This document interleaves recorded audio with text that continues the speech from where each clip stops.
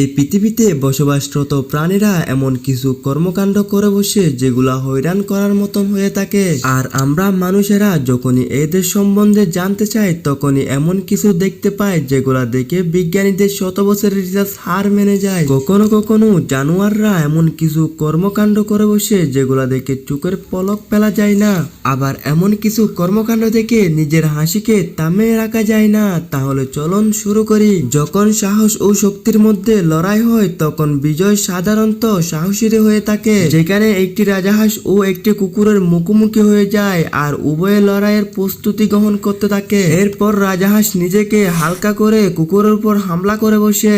কে আমারে ফুটপাতের মাস্তান ভাবছস?